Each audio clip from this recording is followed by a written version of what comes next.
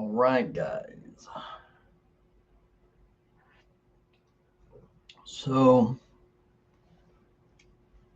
we hear a lot of MAGA types throw out the term TDS or Trump Derangement Syndrome. In my experience, it's used as a way to distance from any conversation regarding the terrible policies and absolute stupidity of Donald J. Trump. This is sort of like a way to avoid conversation because MAGA types, in general, tend to know absolutely nothing about anything. So this becomes problematic for them because they are aware that they know absolutely nothing about anything. So they use this term as a way to, as like a cheap escape. It's like a emergency card. But I digress. The important thing here is to define it, and I'll do that via the Wikipedia page here. Trump Derangement Syndrome, TDS, is a pejorative term usually for criticism or negative reactions to President Donald Trump that are perceived to be irrational and to have little regard towards Trump's actual policy positions or actions undertaken by his administration.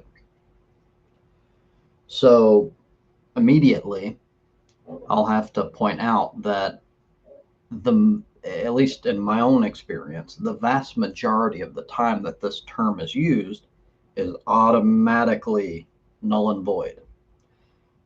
If it's used for me, then you've kind of already lost for various reasons, and I'm going to continue and explain why the entire thing's stupid in a moment. But I go into detail about why specifically Donald Trump is a moron using his actual policy positions and actions undertaken by his administration, which automatically throws out this whole fucking thing by the very definition. Let's continue though. The term has mainly been used by Trump supporters to discredit criticism of him as a way of reframing the discussion by suggesting that his opponents are incapable of accurately perceiving the world.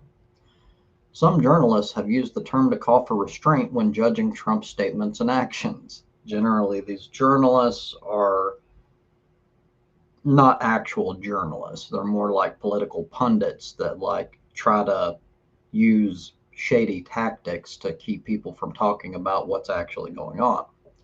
But anyway, despite the usage of the term syndrome suggesting a medical condition, TDS is not an official medical diagnosis. So this one's going to get a little bit important here, in my opinion. The origin of the term is traced to Charles Krauthammer, a conservative political columnist, commentator, and psychiatrist who coined the phrase Bush derangement syndrome in 2003 during the presidency of George W. Bush. That syndrome was defined by Krauthammer as the acute onset of paranoia in otherwise normal people in reaction to the policies, the presidency, nay, the very existence of George W. Bush. The first use of the term Trump derangement syndrome may have been by Esther Goldberg in an August 2015 op-ed in the American Spectator. She applied the term to ruling class Republicans who are dismissive or contemptuous of Trump. Krauthammer, in an op-ed, commented that in addition to general hysteria about Trump, the Trump derangement syndrome was the inability to distinguish between legitimate policy differences and signs of psychic pathology. So, the original usage of this whole derangement syndrome as applied to presidents was Bush derangement syndrome by Charles Krauthammer. It got regurgitated and just stolen basically and used as like a political tool by people. So when people use the term Trump derangement syndrome, it means absolutely nothing. Usually it's an attempt to escape any sort of dialogue because they're stupid and don't understand anything and they don't want to actually have a conversation, because if they do, they're going to get fucking owned. So let's dig in a little bit further. Charles Krauthammer, the originator of the derangement syndrome whole deal, again, it started with Bush derangement syndrome, himself was an avid fucking detractor of Donald Trump.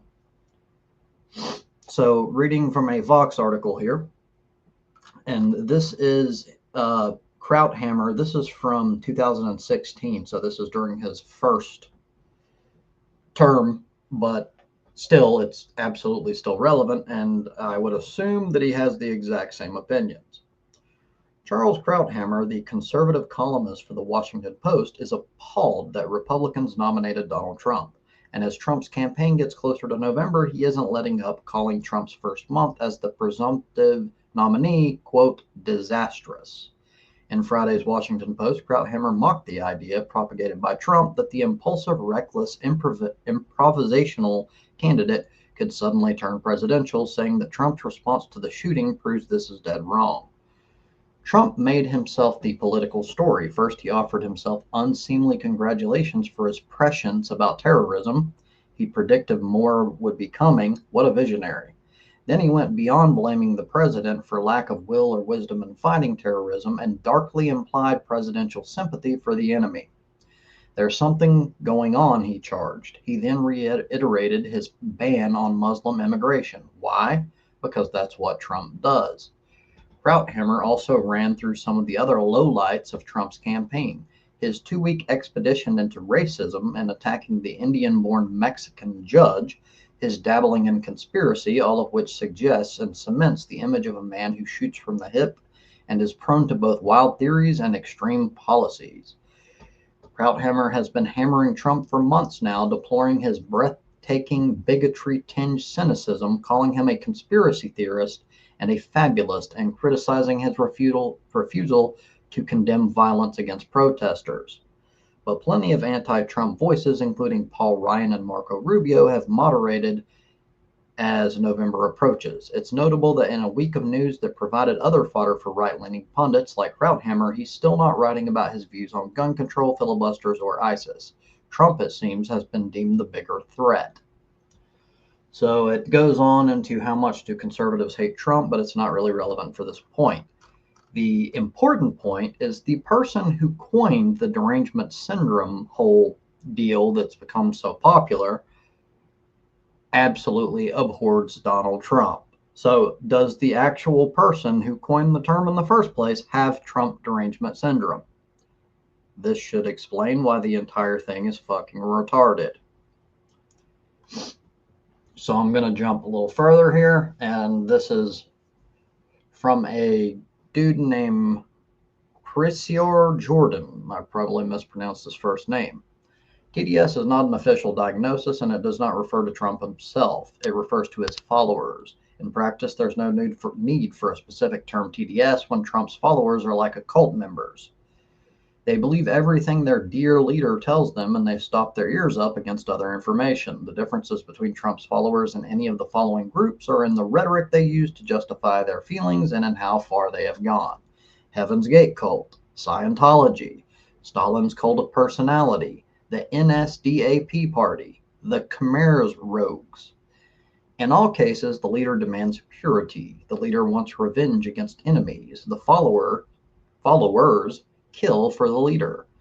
The followers always listen to the leader, and they only listen to the leader. The differences, again, lie in what rhetoric they use to justify their beliefs and how many people they killed in the name of their beliefs.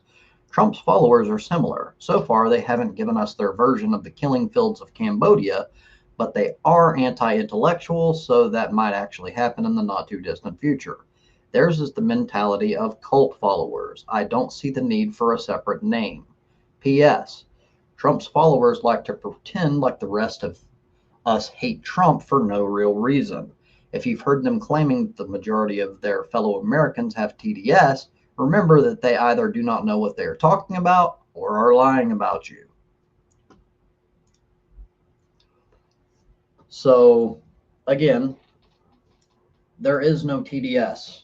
It's a desperate attempt for people to fucking have no dialogue about Trump because they know, at least deep down, they know that they're in a cult. They know that they cannot defend Donald Trump because he's a fucking evil piece of shit. And when I make these claims, I do so invariably with tons of evidence and point to exactly why. I haven't done so right now for the sake of brevity. You can go back and watch any of my other Trump videos, and you will notice that I specifically tell you why I'm calling him a moron, why I'm telling you that he's evil, etc. So if you disagree with any of these claims, claiming that I have TDS is just you losing. That is you admitting that you were owned. If you want to prove that I'm wrong about any claim that I make about Donald Trump, you take the specific premises of that claim and you debunk them. You cannot do that because you know that I'm right. Thank you for your time.